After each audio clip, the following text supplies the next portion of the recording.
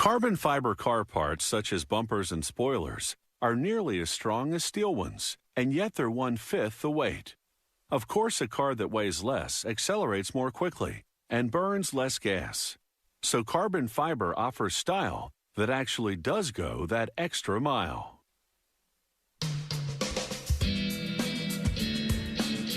Custom spoilers, bumpers, and other parts make a vehicle more aerodynamic. When the parts are made of carbon fiber, they create this effect without the hindrance of extra weight.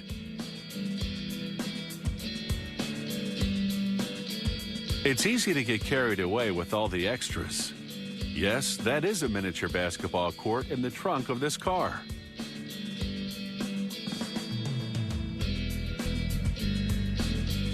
Carbon fiber parts are made of fabric that's tightly woven with very fine threads of virtually pure carbon. To transform the material into a rigid car part, they begin with paste wax. They brush it into the crevices of a fiberglass mold. This mold is for a car rocker panel. The wax seals the mold and also serves as a non-stick coating.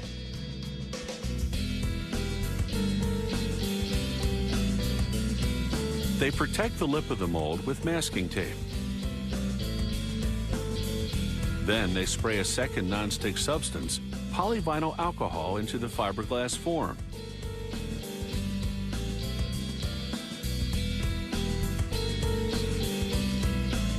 Now they're ready for the carbon fiber material. They unroll it and spray it with adhesive.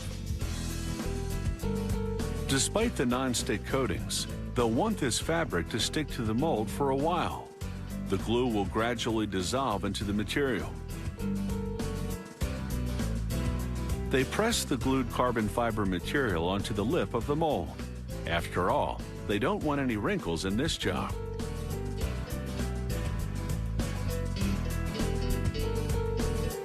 This material has yet to gain its steely strength, so they easily trim the excess.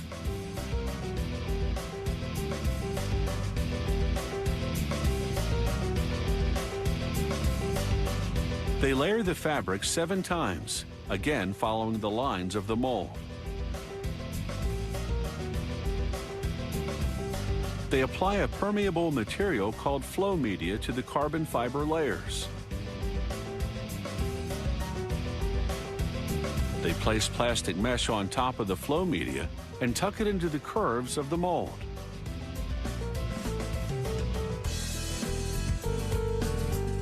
They frame the layers with double-sided tape, which sticks because this area was taped off earlier to protect it from the non-stick spray.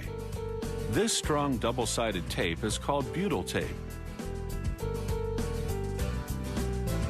They drape a plastic bag over the mold and press the edges to the butyl tape for an airtight seal.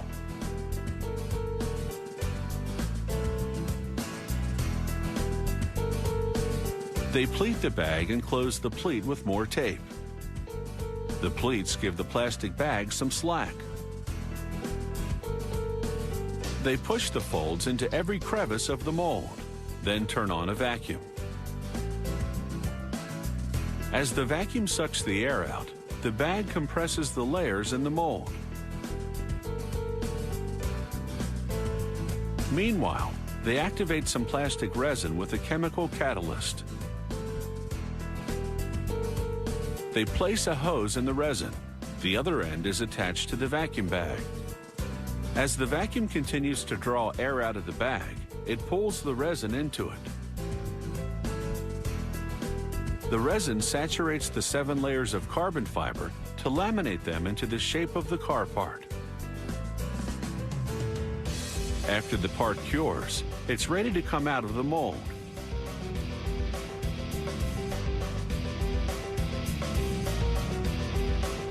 Cleaning it up reveals the solid union of epoxy resin and layers of carbon fiber fabric.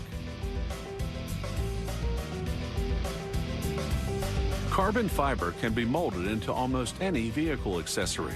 Its versatility is one of its strengths. Painted to match the vehicle, the parts blend with the steel, adding some aerodynamic flash to this road show. Ceramic tiles are a popular choice for flooring, kitchen backsplashes, and bathroom walls. They can withstand humidity and won't absorb liquids or odors. They're also fireproof, fade-resistant, and stain-resistant. And no matter how much you walk on them, ceramic tiles never wear out. This factory specializes in wall tiles. Floor tiles are made using the same process, but with different materials. The starting material here is talc, a soft, powdery mineral. They blend it with 4 different powdered chemicals, the names of which are a company secret. The ingredients go into a mixer where they're hydrated until there's 6% water to 94% powder. The mixer runs for precisely 12 minutes. Any longer would heat the mixture and dry it out. The mixture is now slightly damp and quite lumpy. A conveyor belt transports it to a grinder that mills it to a fine texture. This mixture is now ready to be formed into various models of tiles.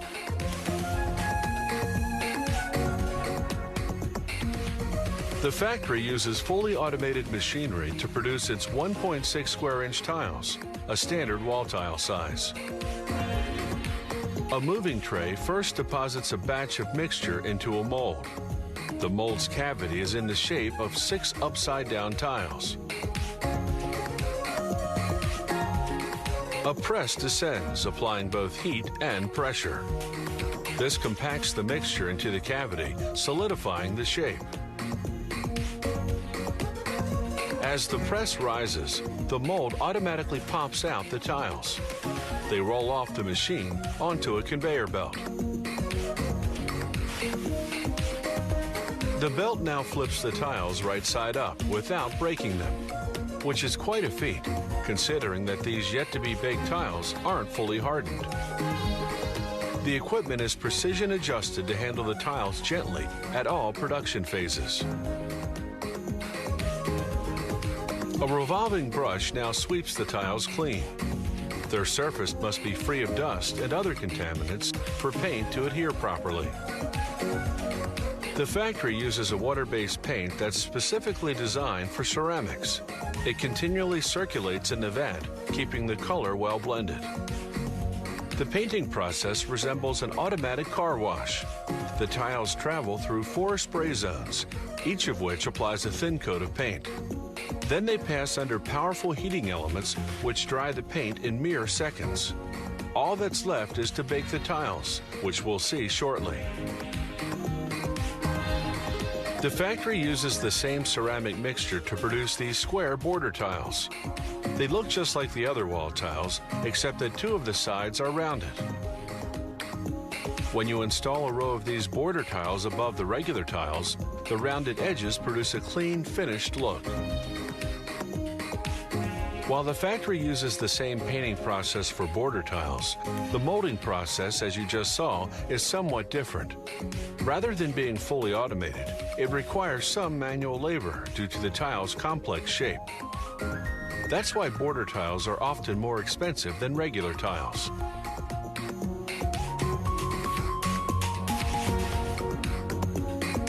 When the tiles come out of the dryer, workers stack them on wooden racks.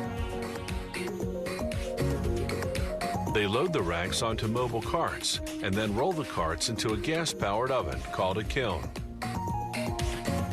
This factory's kiln is 190 feet long, longer than an Olympic-sized swimming pool, and large enough to bake 50,000 wall tiles at once. The firing, as it's called, takes 14 hours. Any sudden change in temperature could produce thermal shock and crack the tiles. So the kiln starts out at 390 degrees Fahrenheit, climbing gradually to a peak of 1970 degrees, then descends slowly back to the starting temperature. After a cooling period that lasts roughly an hour, the tiles come out. They're now fully hardened and ready to have their back to the wall. Children's ride-on cars are quite simply fun to drive. These molded plastic cars come in hot colors and often have a friendly face on the front. These cars have character, and that's why it's often bumper to bumper at the neighborhood playground.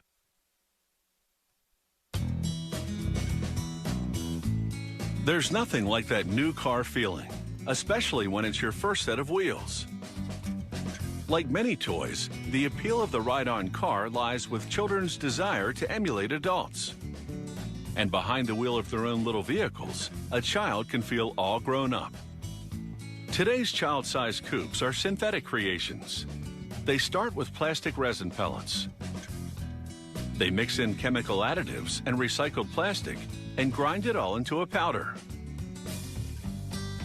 The powder funnels into a shaking sifter, which screens out large pieces the grinder missed. It then flows into a big blender. The plastic powder looks a lot like pastry flour, but not for long. The next ingredient is the colorant. There are various vivid hues to choose from. They pour a measured amount of red colorant into the blender, and a spiraling beater evenly distributes it, turning the white powder to red. They portion it into jugs, which then shuttle down a conveyor. They arrive at a carousel of molds of car shapes. A worker empties the jugs of colored plastic granules into them. These little grains of plastic are about to be transformed into car parts. They lower the lid, which contains the top halves of the molds. The mold cage then spins as it travels through an oven. The plastic inside melts, and the spinning action ensures it completely coats the inside of the molds to create solid parts with a hollow interior. The cage then rolls into a station where a spray of water cools everything down and causes the plastic inside to solidify. The mold cage stops spinning, and a worker hooks it up to a crane which lifts the lid. The powder-colored plastic has been transformed into ride-on car parts, and it's taken just 35 minutes. Some parts fall out and others have to be pulled out, but it's easy work thanks to the mold's non-stick surface. Seepage during molding creates unwanted bits and nubs on the main car body that they trim off by hand. They also shave areas that appear uneven. Vents were formed in the molding process to release air in the core of the part. They now cap the vents to keep little fingers from getting stuck inside. They trim the car roof to improve its contours. This also gets rid of any rough edges, making it child-friendly.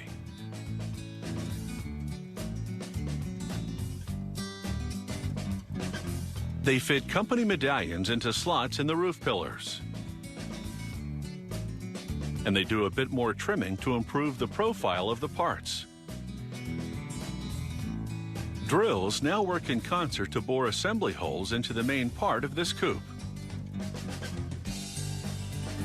An employee then blasts out the plastic shavings with an air nozzle. He applies a sticker with production information on it, and then does a final inspection. If he's satisfied with the quality, he applies another company logo. Now, flames lick the plastic roofs and doors as they briefly torch them. They melt the surface just enough to give it a shiny veneer.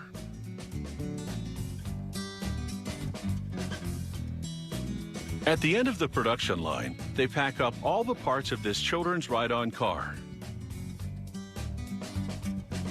From the roof pillars, to the tires, to the steering wheel, everything fits neatly into one package. Then it will be up to mom or dad to assemble all the pieces of this ride-on car. It's a job that should take about 15 minutes or so. Then zoom away. No driver's license required.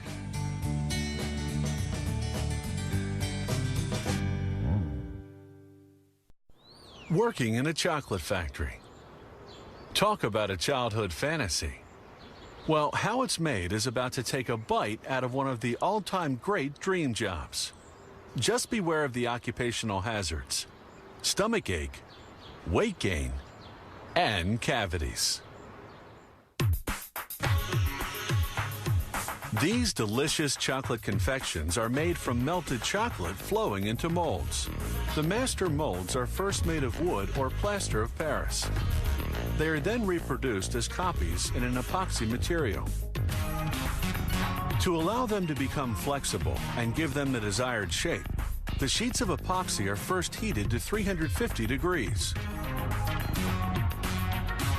The epoxy sheet is then placed onto the original molds. The sheet is heated, then lifted off. Suction from a vacuum system makes it adhere perfectly to the shapes of the molds. Here we see the epoxy adhering to the master molds. Still hot and malleable, the plastic has to be cooled. A jet of compressed air effectively lowers its temperature. The mold undergoes a visual inspection to make certain of its quality. And now we move on to the chocolate.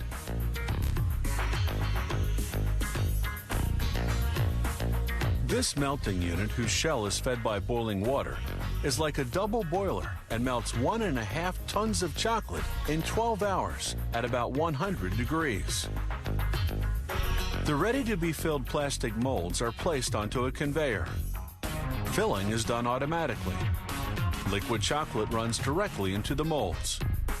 This particular machine produces 400 hearts a minute.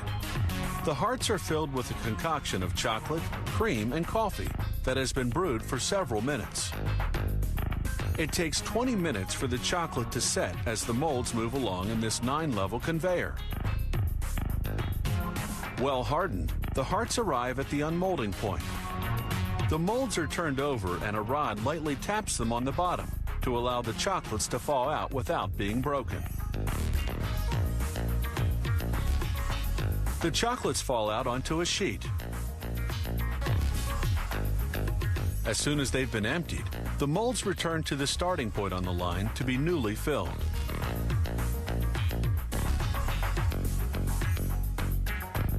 During their transport on the line, the chocolates complete their cooling and hardening.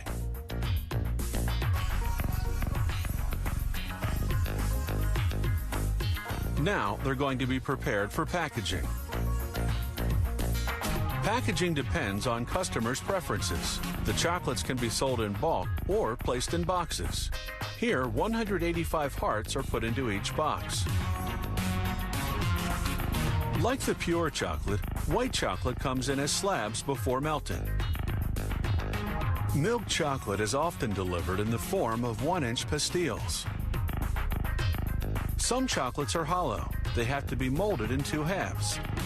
These chocolate bears need special decorations applied by hand before the pouring of liquid chocolate. This decoration is made of white chocolate with an added colorant. In just 1 hour, they will make 1,200 bears. They're made by joining 2 hollow chocolate halves. The assembly is done using a refrigerated rotating machine.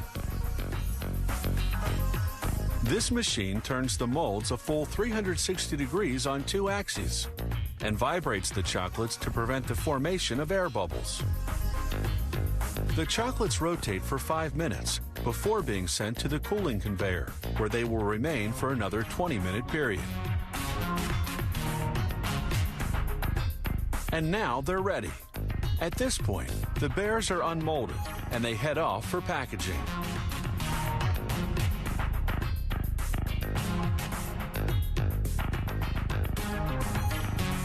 Each year, this company processes 550 tons of pure chocolate. Many thousands of products are made here using 400 different molds in a variety of sizes.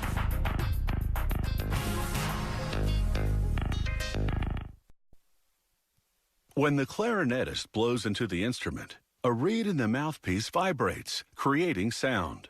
To turn that basic sound into different notes, the player manipulates the length of the air column inside the instrument. by opening and closing different tone holes.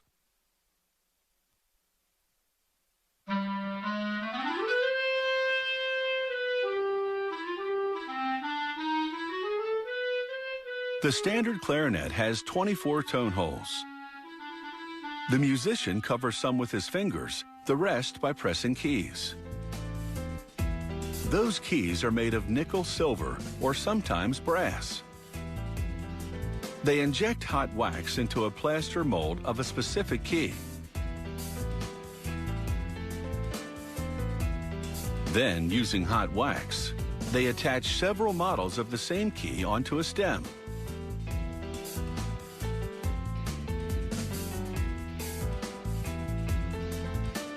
They put this tree, as it's called, into a cylinder, then into a mold-making machine, which fills the space around the tree with a silica-based ceramic material. When the ceramic hardens, they melt out the wax through an exit hole at the bottom, leaving behind a tree-shaped cavity. Now, they transfer the mold to a casting machine and load nickel silver into a miniature furnace. The metal melts and fills the entire cavity. To cool and solidify the casting, they submerge the mold in lukewarm water. The metal contracts as its temperature drops, loosening from the mold. They extract the tree and remove the keys. Then they grind off the little stub left on each key.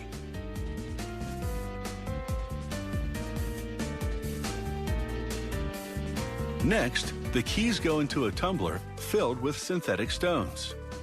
The stones polish the keys, preparing their surface for silver plating.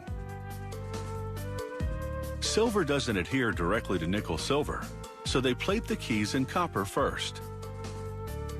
For each layer, they submerge the keys in a chemical solution, then apply a negative electric charge while running a positive charge to pieces of the plating metal. Like a magnet, this draws particles of the plating metal onto the keys, forming a thin overall coat. A clarinet's two-part body is typically made of wood, or like these, plastic resin. A computer-guided drill bores 24 tone holes and 40 smaller holes for the posts, which support the key mechanisms. A sonic welding machine presses each post into its respective hole, while zapping it with a high-frequency sound wave to melt the plastic around the base. This anchors the post securely. The next machine reams a hole through the head of each post for the rods that operate the keys. They wrap natural cork around the connecting ends of the body, then illuminate the interior for a quality control inspection. It's time for the final assembly. They lubricate all the moving parts, then install the 17 keys onto their mechanisms.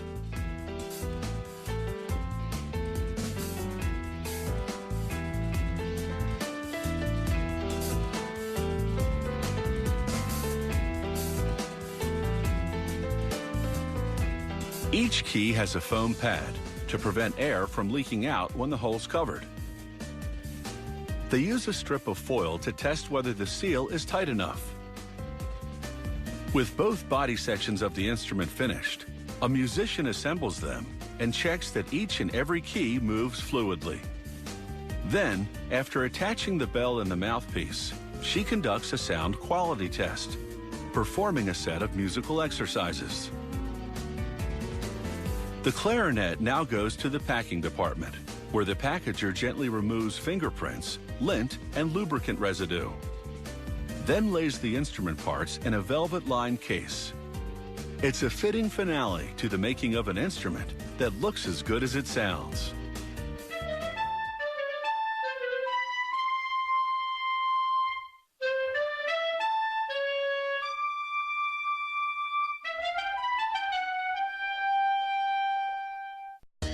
Coin-operated coffee machines are a staple in offices and public places. Years ago, these machines just weren't able to produce consistent brews, and there also wasn't much choice in brewing style. But today, even finicky Java junkies drink machine coffee because the latest machines have mastered the art of making delicious coffee, one cup at a time.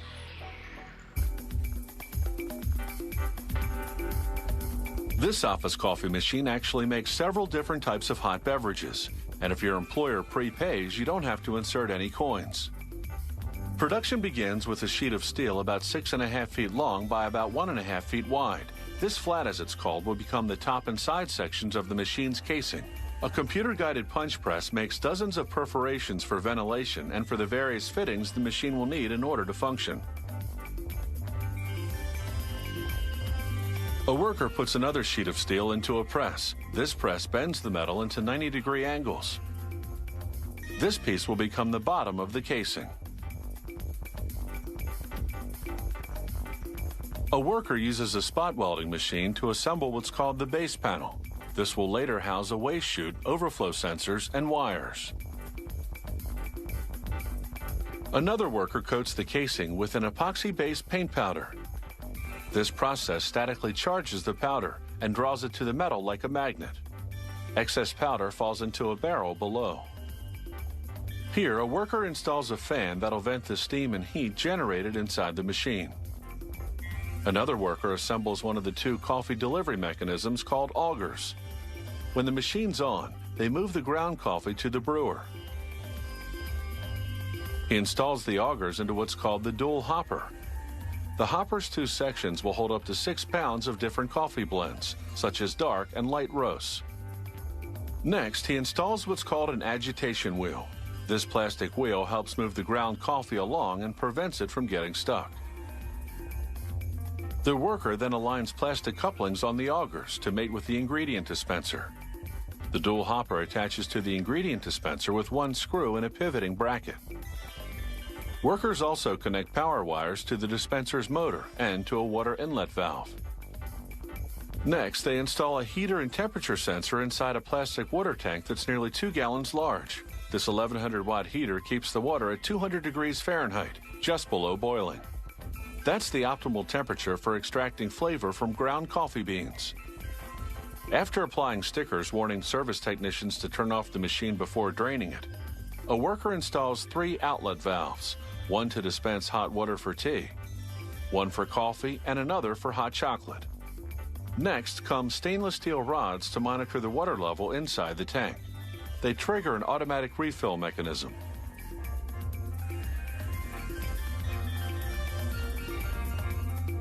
The worker connects power wires to the brewer motor. Then she mounts what's called the whipper mixing bowl. This aligns with the chocolate syrup dispenser to prepare the hot chocolate.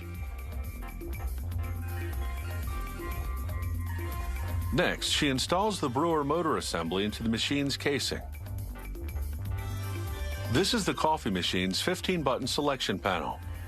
It lets you select what type of hot drink to brew, in what cup size, and when to start. The panel also displays the prices when the coffee's not on the house. Once that's hooked up, workers test the chocolate syrup delivery system. They run water through it to ensure it doesn't leak. They also test to see if the system dispenses the correct dose of syrup. One dose is a ½ ounce, a tablespoon. A small cup of hot chocolate requires 2 doses. A large cup requires 4. Now they install the brewer. It works much like a French press coffee maker, brewing a separate batch for each cup. To test it, they run water through it and make sure the selection panel works properly. By testing the panel with the coffee machine closed, they ensure the circuits are properly aligned behind the selection buttons. Depending on how strong you select your coffee, a dispenser releases between 0.2 and 0.6 ounces of ground coffee into a reusable nylon filter. A piston then forces hot water through the filter for 10 to 20 seconds, depending on the size of the cup. This process extracts the flavor of the ground beans. The machine then scrapes away the coffee grinds and throws them down the built-in waste chute. Then it prepares for the next customer and the next delicious cup.